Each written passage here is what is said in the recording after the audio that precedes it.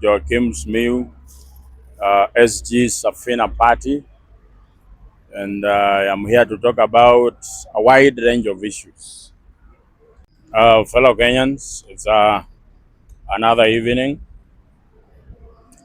I am here to speak about a wide range of issues. But due to public demand, there is something I want to talk about. Sikuwa nataka kuongelea, lakini Wakenya wameshinikiza mimi wakasema I have to talk about it.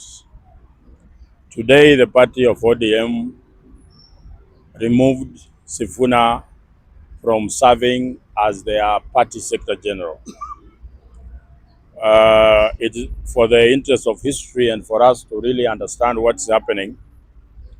You look at how did the former secretary generals used to leave ODM, and the most notable secretary general to leave ODM was Ababu Namwamba. But when you look at circumstances and dynamics of politics at that time, it's quite different from what it is today. Ababu Namwamba was let go because he was not loyal to the party. He was conniving with the rebels of the party to run away with the party.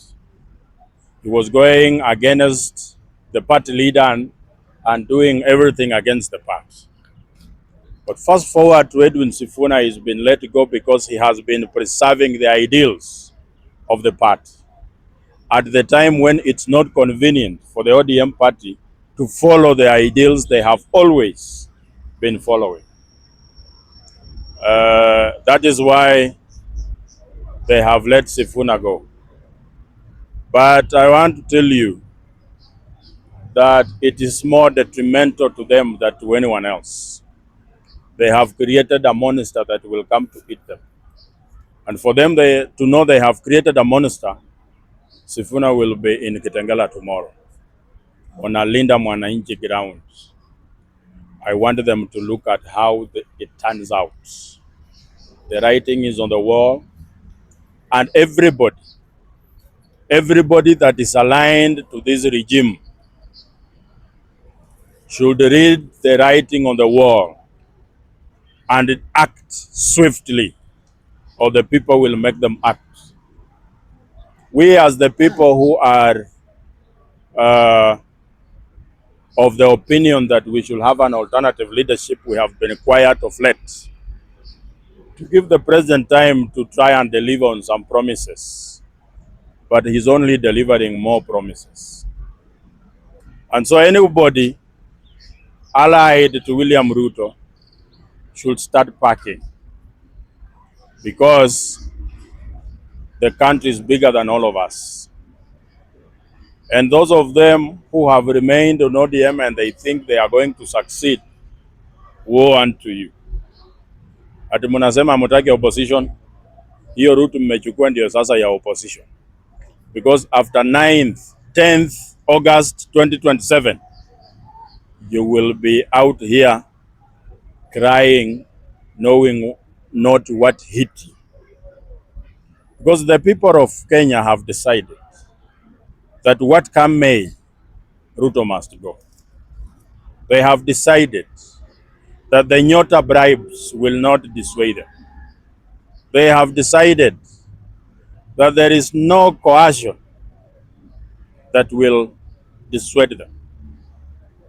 They have decided that even if you sell Safaricom and use that money for campaign, you will still go home. Even if you sell Kenya Pipeline and use that money for campaign, you will still go home. President Ruto wants to sell everything so that the next president lacks anything to sell to survive. We are not saying that the next president intends to sell anything, but a country with no assets, it's not a country. And we cannot raise revenue by selling all the strategic assets of the country to foreigners. Let's say, for example, the issue of Safaricom. Safaricom, I have kept on saying that the reason why they are selling Safaricom is not what they are telling us.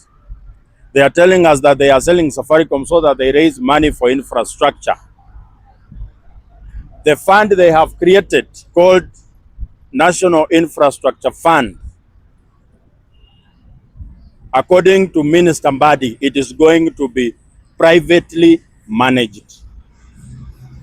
So we are going to sell a strategic national asset, but the proceeds of that sale will be privately managed because the National Infrastructure Fund has been listed as a public limited company.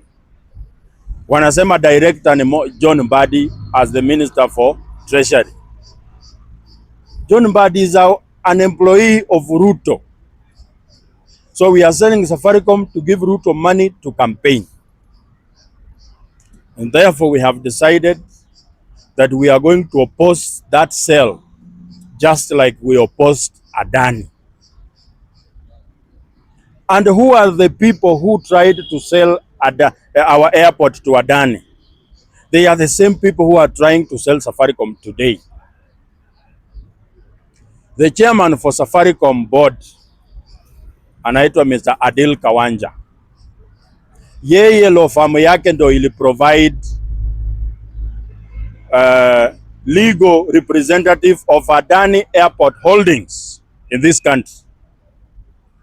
From yeye huyo Adil Kawanja bado law firm yake ndo ili represent hiyo maneno ya SHA. Out of the 104 billion, alilipwa 6 billion in legal fees. We cannot sell our national assets to benefit the selected few. We must be vigilant as the people, because we say that the price of democracy is timeless vigilance. Sasa kuna watu wamekuwa wakiuliza what is the agenda?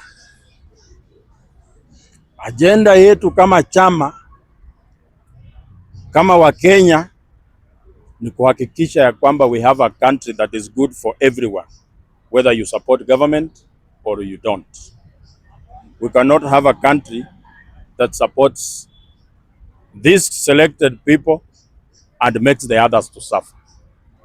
So when we come here and we try to speak about things, we are speaking in the best interest of the Kenyan people.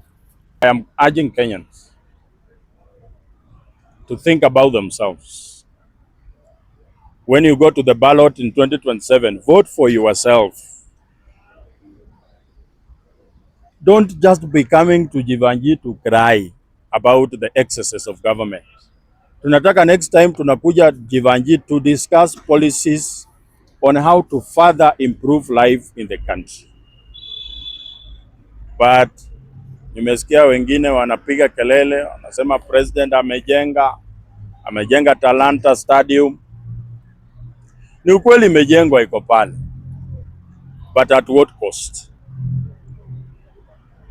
That stadium tulikopa deni 44 billion. Tumejenga na interest on that deni will be 100 billion. We borrowed 44, but we are going to pay 144 billion. Interest alone will be 100. With the principal 44, so we are going to pay 144 billion. It's the most expensive stadium in the world. Inashinda Fly Emirates na Wembley Stadium. So if that is the country we want, I wish you all the best. If you think William Ruto will miraculously start working to make the country better, I wish you all the best. But if you want a different approach to the governance of the country, come where the people are, come to Safina. And we have been elaborate with our agenda. Tax justice, austerity measures, and no reckless borrowing. Otherwise, and let me tell you, and let me tell Kenyans as I wind up, it doesn't matter who you will vote for. But if that candidate cannot solve the issue of public debt, I can tell you there is no miracle you are going to do. And let me make my point clear. From July last year to September, we collected taxes of about 900 billion as the country. But debt took 865 billion. So we remained with only 40 billion after collecting taxes for more than 3 months.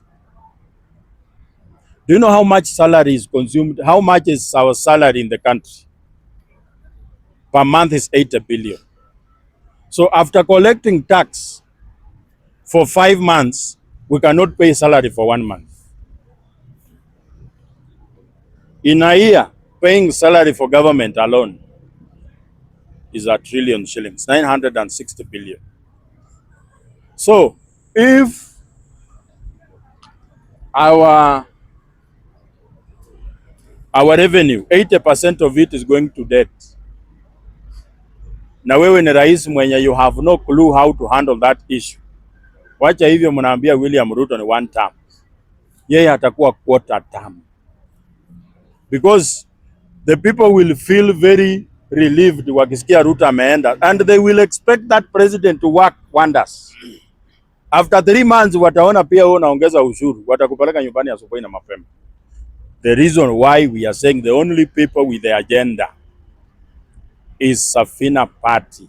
And if there is anyone with a better agenda, wawekele kwa meza, let us debate, so that the best agenda wins. And when the best agenda wins, who wins? The people wins. We don't want the party or a coalition to win. We want the people to win, because it will be a competition of ideas. But if we want to have a country where kuna maandamano every 3 months after election, sisi ni nani tukatae? If you think, like for example, nimeona Azimio imeamushwa. Azimio inaongozwa na nani? Chairman Uhuru Kenyatta. Candidate Kalonzo Musyoka. So I don't know if you people realize here that Matiang'i is no longer a presidential candidate. Yes. Do you realize that? Yes. Because with the constitution of Azimio, the party leader of the coalition party is the automatic candidate. Matiang'i is a deputy party leader of which party? Jubilee. Who is the party leader of Jubilee? Uhuru. Who is the chairman of Azimio? And it is the chairman of Azimio that installed Kalonzo to be the party leader. So that is a coalition of change without change. Change without? Then there is a coalition of status quo, broad-based. Where are you as the people? You people, where are you? So those are the questions. So we are coming here as a Sifuna party with every other person who is standing for the people. Nasema kujeni tujenge nchi pamoja. So mnajua Sifuna watu walikuwa wanaingia wawili wawili mpaka Mende ikaingia. Sasa mbona wewe usiingie hii Sifuna? Thank you very much, gentlemen. I am pleased to be here.